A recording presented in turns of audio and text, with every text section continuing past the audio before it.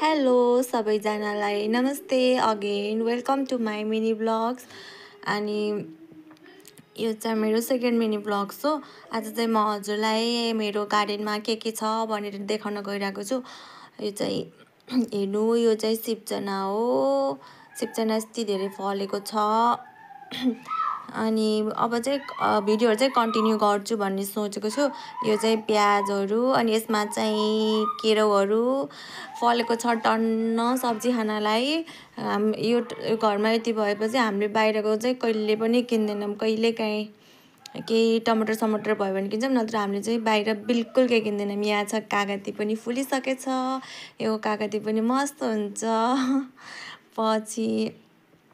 अनि त्यसपछि अरू के छ हेर्दै जानु ल। अनि त्यसपछि यो हो सिमी। यसलाई चाहिँ यो चाहिँ सिमी यति धेरै फलेको छ, यति धेरै फलेको छ। हामीले यो कति धेरै बाँडिसक्यौँ कि यहाँ सब्जी खानलाई। यो आलु र यो यति मिठो हुन्छ यो सब्जी चाहिँ। अनि यो चाहिँ धनिया। अनि चाहिँ यो फेरि मिया घरकै मिया यस्तो धेरै फलेछ। कति खाइसक्यौँ डेली पाक्छ खान्छौँ। यो चाहिँ सिप्चना टिपिसक्यो सब्जीको लागि।